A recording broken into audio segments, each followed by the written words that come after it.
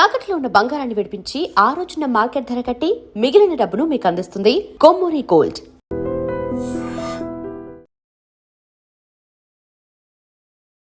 నమస్తే రమగారు. నమస్తే జయ. రమగారు, ఏదైనా ఒక జానపద గాథ సిరీస్ లాగా ఉంటే కొంచెం ఒక 10, 15, 20 లాంటి ఎపిసోడ్లు ఉంటే వరుసగా ఒక సిరీస్ లాగా చేద్దామండి. చేద్దాం. ఎందుకంటే పిల్లలకు కూడా ఇంకొక నెల పోతే కొంతమందికి హాలిడేస్ వచ్చేసినాయి. చిన్నపిల్లలకి ఏప్రిల్ అయిపోయిందంటే ఇంకా హాలిడేసే కదా, చక్కగా సిరీస్ అంతా చూసుకుంటానికి వీలుగా ఉంటుందని. పూర్వం ఒక రాజుగారు ఉండేవారట. రాజుగారి పేరు సూరసేనుడు. ఆయనకి ఒక మంత్రి, ఒక పురోహితుడు, అట్లా స్నేహితులు ఉండేవాళ్ళు. రాజుగారికి సంతానం లేదు. ఈ మంత్రి గారు ఫ్రెండ్ అనమాట. పురోహితుడు కూడా, వీళ్ళంతా కలిసి చదువుకుని రాజ్యానికి వచ్చారు. తను రాజు అవ్వంగానే తన స్నేహితుడిని మంత్రిని చేసుకుని, పౌరోహిత్యం చేసే తన స్నేహితుడిని తనకు రాజపురోహితుడిగా పెట్టుకుని, ఒక వ్యాపారస్తుల అబ్బాయి కూడా వీళ్ళ స్నేహితుడు, అతనితోటి ఫ్రెండ్షిప్ ఉండి వీళ్ళతోటి ఒక యంత్ర పరికరాలు చేసే ఒక కమ్మరి అబ్బాయి చదువుకున్నాడు.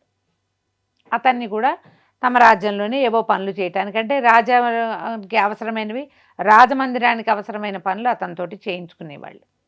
ఈ 5గురు బాగా స్నేహంగా ఉండేవాళ్ళు. అదేమిటో విధి వైచిత్ర్యం, ఎవరికి పిల్లలు లేరు. అయితే ఒకనాడు ఏమైంది, వీళ్ళంతా ఒక సాయంకాలం పూట కలుసుకున్నారు. రాజుగారు చాలా నిరాశగా అట్లా దీనంగా ఉన్నాడు. మంత్రి అడిగాడు, ఎందుకు ప్రభు ఇట్లా నిరాశగా ఉన్నారు, ఎందుకు ముభావంగా కనపడుతున్నారంటే ఆయన ఏం చెప్పాడంటే, మరి మనకి మా రాజ్యానికి చుట్టుపక్కల చాలా గ్రామాలు ఉన్నాయి కదా, ఆ గ్రామాల్లో ఒక సంపన్న భూస్వామి మరణించాడు. ఆయనకి సంతు లేదు.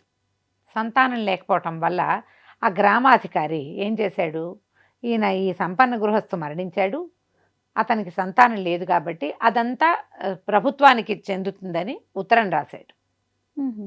ఇప్పుడు అతని ఆస్తి అంతా ప్రభుత్వ ఆస్తి అయిపోతుంది. ఇప్పుడు కూడా ఉన్నాయి కదా, సంతుగా పోతే అది ప్రభుత్వం పరం అయిపోతుంది.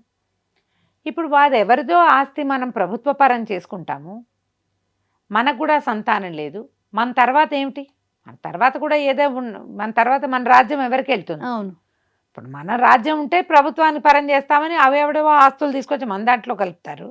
మనం ఏం చేయాలి? అదేదో వింతగా మనం 5గురం స్నేహితులు అయితే మన 5గురికి పిల్లలు లేకుండా అయ్యారు అని చెప్పాడు. చెప్పేసరికల్లా మంత్రి అన్నాడు, అదేమిటండి అలాంటి నిరాశపడకూడదు, ఏమంత వయసు మించిపోయిందని. చాలామంది రాజులకి ఆ లేట్ వయసులో, అంటే పెద్దవాళ్ళు అయ్యాక వృద్ధాప్యంలో సంతానం కలిగిన వాళ్ళు లేరా? రామాయణ గాథ ఉంది. దశరథ మహారాజు ఎంత వృద్ధుడు, అవును, 60,000 సంవత్సరాల వయసు వచ్చాక ఆయనకి కుమారుడు కలిగాడు. ఒక్కడు కాదు, 4 కుమారులు. వాళ్ళు యజ్ఞం ఏదో చేశారు. మనం కూడా అట్లాంటిది ఏదైనా చేద్దాము, ఏ పూజ చేస్తే సంతానం లభిస్తుందో చూద్దాం అని బాగా ఆలోచించారు. పురోహితుడు అన్నాడు, చాలా రకాల పూజలున్నాయి, నక్షత్ర జపాలు చేయొచ్చు, రాజుగారికి సంతానం కలిగి. ఇప్పుడు ఏంటంటే, ఎప్పుడైనా ఒక ఇంట్లో ఒక సంతోషం ఉందనుకో, ఒక సంతానం కలిగింది, దాన్ని చూస్తే మిగిలిన వాళ్ళందరూ సంతోషపడతారు, అందరికీ ఆ సంతోషం వస్తుంది. అట్లాగే అవును అవును, కాబట్టి మనకు అందరికీ సంతాన సాఫల్యం కలుగుతుంది, ఏదైనా పూజ అని బాగా ఆలోచించారు. ఏం వ్రతం చేయించవచ్చు, ఏం పూజ చేయించవచ్చు, ఏ నక్షత్రాలు జపం చేయాలి, దీని మీద విస్తారంగా మాట్లాడుకుంటుంటే ఆకాశంలోంచి ఒక పక్షి పైన ఎగురుతూ వెళ్తోంది. దాని కాలుతోటి అది ఒక మామిడి పండును పట్టుకుంది. ఆ పండు జారి వీళ్ళ మధ్యలో పడింది. ఆశ్చర్యపోయారు. పక్షి గీరినట్టు కనపడుతోంది. అది మంచి శీతాకాలం. సాయంకాలం వీళ్ళు 5 గంటలకు కూర్చుంటే చీకటి పడిపోతుంది. ఆ సమయంలో మామిడి పండు ఎట్టా వస్తుంది? అది పైనుంచి పక్షి గీరినట్టు తెలుస్తోంది. ఆశ్చర్యపోయారు. ఇది వేళగాని వేళ, కాలంగాని కాలంలో మామిడి పండు ఇలా రావటం ఏమిటి అని ఆలోచించుకున్నారు. ఏదో ఆ మాట ఈ మాట మాట్లాడుకున్నారు. ఇది అంటే రేర్గా జరిగేది కాబట్టి తలా ఒక ముక్క తిందామని ఒక దాసిని పిలిచి ఈ పండును గడిగి 5 ముక్కలు చేసి పట్టుకురమని 5గురు 5 ముక్కలు తిన్నారు. పంచుకున్నారు ఆ పండుని. ఎవరి దారిని వాళ్ళు. చీకటి పడేసే చలికాలం కదా, ఇళ్ళకి వెళ్ళిపోయారు. రాజుగారు అంతఃపురంలోకి వెళ్ళిపోయాడు. మంత్రి గారు తన సౌధానికి, వ్యాపారస్తుడు, కమ్మరి, తర్వాత పురోహితుడు కూడా ఎవరిళ్ళకి వాళ్ళు వెళ్ళిపోయారు. కొద్ది రోజుల్లో 5గురు భార్యలు గర్భవతులయ్యారు. 5గురికి 5 కుమారులు కలిగారు. కుమారులు 5గురికి కూడాను. 5గురికి కుమారులే కలిగారు. ఒక్కొక్కళ్ళకి ఒక్కొక్క కుమారుడికి ఒక్కొక్క పేరు పెట్టారు. రాజుగారి అబ్బాయి పేరు వసంతుడు, మంత్రి గారి అబ్బాయి పేరు రాముడు, పురోహితుడి కుమారుడి పేరు ప్రవరుడు, తర్వాత వ్యాపారస్తుడి కుమారుడి పేరు సాంబుడు, ఈయన ఉన్నాడు కదా కమ్మరి ఆయన, వాడి పేరు దండుడు అని పెట్టారు. వారాప్రసాదులు. ఓహో. అట్లా ఇలా ప్రసాదంగా ఆ మామిడి పండు లభించిన వేళా విశేషం మంచిది. పురోహితుడు ఆ సమయంలో ఆయన సమయం లెక్క కట్టి ఇది మన అదృష్ట ఫలం, మన సమయం మంచిది, అందుకే మనకి ఇది దొరికిందని చెప్పాడు. అందుకే ఆ పండు తిన్నారు. తర్వాత ఒక 3-4 నెలలకే భార్యలు గర్భవతులు అయ్యారు. ఏడాది తిరిగేసరికి కుమారులు అన్నారు. ఎంత చక్కగా తయారయ్యారో పిల్లలు. 5గురు కలిసే పెరిగారు, కలిసే చదువుకున్నారు. తండ్రుల్లాగానే ఎవరి విద్యల్లో వాళ్ళు ప్రవీణులు అయ్యారు. వ్యాపారస్తుడి కొడుకుకి వ్యాపారం వచ్చింది, తర్వాత మన కమ్మరి అయిన కొడుక్కి యంత్ర సాధనాలు చేయటం వచ్చింది, పురోహితుడి కుమారుడికి పౌరోహిత్యం, మంత్రి గారి అబ్బాయికి మంత్రాంగం, రాజుగారి అబ్బాయికి రాస విద్యలు. కానీ వీళ్ళు 5గురు ఎడబాయని జంటగా ఉండేవాళ్ళు. సరే, అందరికీ 22-23 సంవత్సరాలు రాగానే కుమారులకి వివాహాలు చేసేసి వీళ్ళకి రాజ్యం అప్పచెప్పాలి, ఈ రాజ్యంలో ఈ వ్యాపారాలు వ్యవహారాలని అప్పచెప్పాలని తండ్రులు భావించారు. భావించేసరికి వీళ్ళు ఏమనుకున్నారు, ఇప్పుడే చదువులు అవ్వగానే ఈ బాధ్యతల్లో ఎందుకు పడాలి, కొంతకాలం మనం బయట ఎక్కడైనా తిరిగి రావాలి, తిరిగి వద్దాం. చెబితే వీళ్ళు ఒప్పుకోరని 5గురు అబ్బాయిలు తమకి దొరికిన సంపదల్ని, వజ్రాలని అన్నీ మూటగట్టుకుని గుర్రాలతోటి బయలుదేరారు. 5గురు చెప్పలేదు. 5గురు చెప్పల. వీళ్ళు కలిసికట్టుగా పనిచేస్తారు. 5గురు దేశాటన కోసం బయలుదేరారు. 1 సంవత్సరం 2 ఏళ్ళు తిరిగి వద్దాం, మనకు కూడా రాజ్యంలో ఆనుపానులు, బయట రాజ్యాల్లో బయట దేశాల్లో ఏమున్నాయో అది మన దేశంలో ఏం ఇంప్లిమెంట్ చేయాలో తెలుస్తుంది, ఏం చేయకూడదో తెలుస్తుంది. కొంచెం ప్రపంచం చూడడం కోసం. పట్టాభిషేకం చేసుకున్నాక పంపరు, అవును, ముందే వెళ్ళాలి. అందుకని 5గురు బయలుదేరి వెళ్ళిపోయారు. వీళ్ళు వెళ్ళి రకరకాల ఆ ఊళ్ళు ఈ ఊళ్ళు చూసుకుంటూ, వీళ్ళ దగ్గర ధనం ఉంది, తెలివిగల వాళ్ళు, ఎక్కడ ధనం అపహరణకు గురవటాలు అట్లా ఏం జరగల. 5 గుర్రాలతోటి బయలుదేరి వెళ్తూ వెళ్ళారు. వెళ్తే ఏమైంది, వీళ్ళు ఒక రాజ్యాన్ని చేరుకున్నారు. ఊళ్ళోకి వెళ్ళేసరికల్లా సైనికులు ఎవరో కనపడ్డారు. ఇదేమిటి ఇట పడుకునే వేళ తిరుగుతున్నారు మీరు, ఇట్లా తిరగకూడదని చెప్పారు సైనికులు. ఇదేం పడుకునే వేళ, పట్టపగలు అంటే ఆ సైనికుడు చెప్పాడు, పట్టపగలు అనకూడదు, ఇది పగలు కాదు, ఇది రాత్రి, పడుకోవాలంటాడు. మీరు నిద్రించే సమయం, నిద్రలో మీరందరూ నిద్రపోతుంటే మేము గస్తీ తిరుగుతున్నాం, కాబట్టి మీరు నిద్రించాలి, గుర్రాలు వేసుకుని తిరగడానికి వీల్లేదు. తెలబడి ఇదేమిటి పట్టపగలు ఫెళ్ళఫెళ్ళాడిపోతుంది ఎండ, ఇప్పుడు పడుకోవటం ఏంటి. అప్పుడు వాళ్ళకి తెలిసింది, ఊరు నిశ్శబ్దంగా ఉంది, ఆ రాజ్యం అంతా అందరూ పడుకొని ఉన్నారు, వీళ్ళు కేవలం గస్తీ తిరుగుతున్నారు అంతే. అదేమిటి మీ రాజుకు తెలియదంటే రాజుగారికి పేరు ఎత్తకూడదు. సరే, ఏదైనా సత్రం ఉందో చెప్పి అది మా పూచి కాదు, మీరే వెతుక్కోండి. ఏం చేయాలో తెలియలే. అసలు ఏ ఇంటికి తలుపు తెరిచి లేదు, అన్ని తలుపులు వేసేసి ఉన్నాయి.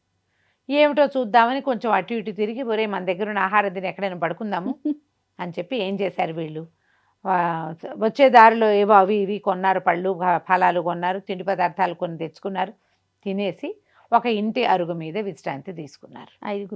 5గురు తలా పక్కన పడుకున్నారు. ముందు నిద్ర రాదు, పట్టపగలు ఏం నిద్ర వస్తుంది. అయితే ఏమిది, ఇప్పుడు ప్రయాణాల్లో ఉన్నారు కదా కొన్ని రోజులుగా, కొంచెం అలసటగానే ఉంది. ఏదో అరుగుల మీద పడుకునేసరికి చల్లగా ఏదో కొంత నిద్ర పట్టింది. సాయంకాలం వీళ్ళకి మెలకు వచ్చేసరికి అన్ని తలుపులు తెరుచుకున్నాయి. ఊళ్ళో జనమంతా బయటకు వచ్చారు, కొంతమంది పొలాలు వెళ్తున్నారు.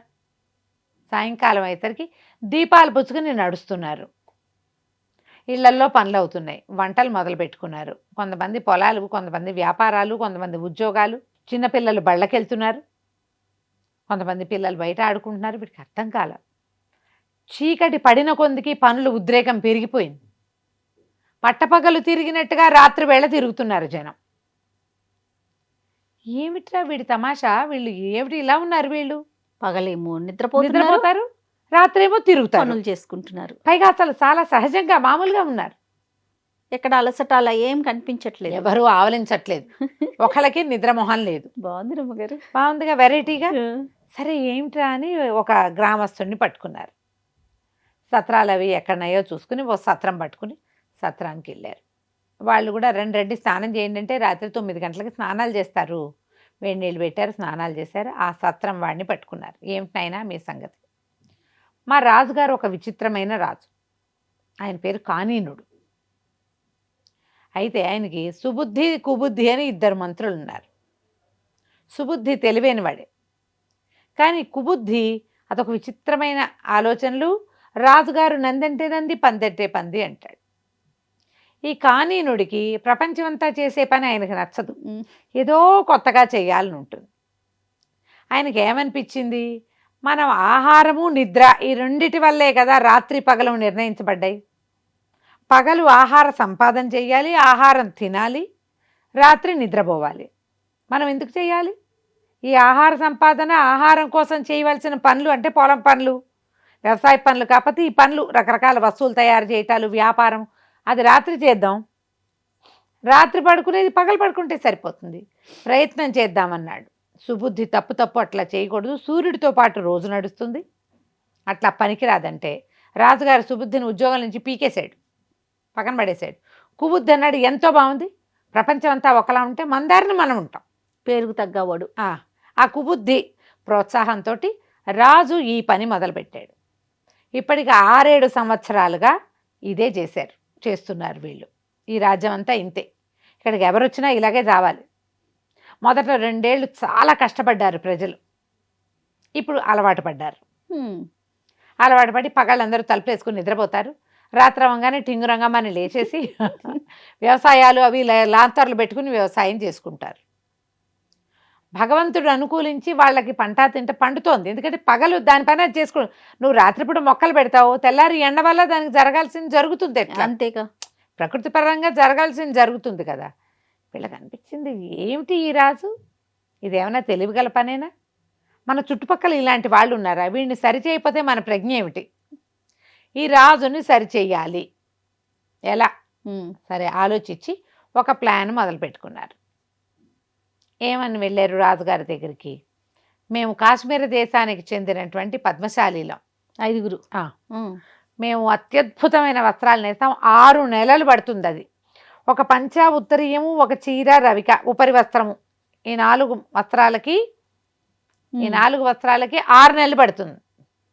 6 నెలల్లో మేము నేసినటువంటి వస్త్రాలు ఎలాంటివంటే దేవతాంశ కలిగిన వస్త్రాలు. అవి ఆసక్తి ఉన్నవాళ్ళు మాతో చేయించుకుంటారు.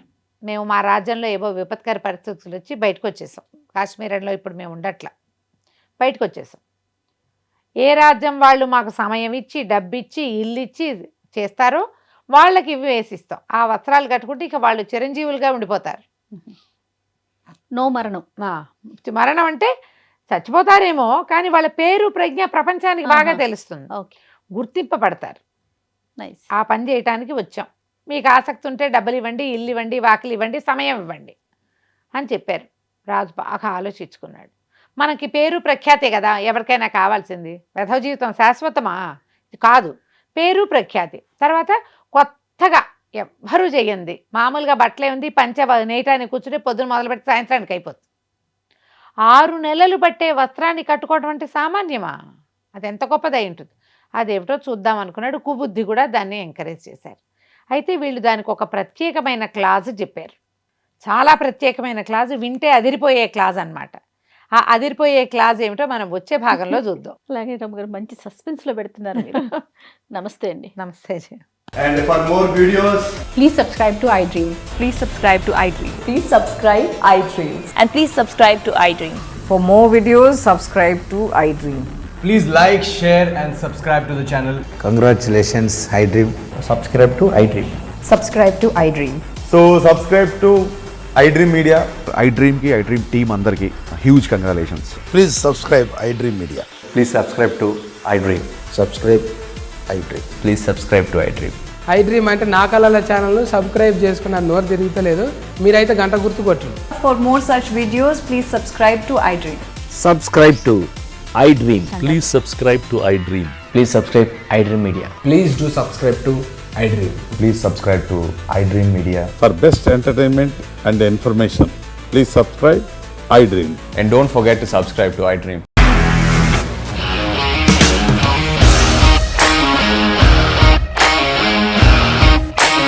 ఇండస్ట్రీలో కమిట్మెంట్ ఇష్యూస్ వస్తే నీకు కూడా వచ్చినట్టు మార్నింగ్ తీసుకెళ్ళాలంటే కొట్టి పడేస్తారు.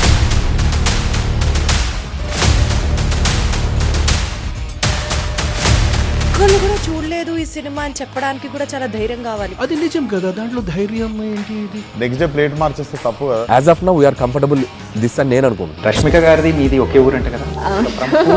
నీకు కోపం వచ్చిందంటే బాగా తిట్టేత్తరా? తిట్టేద్దామండి.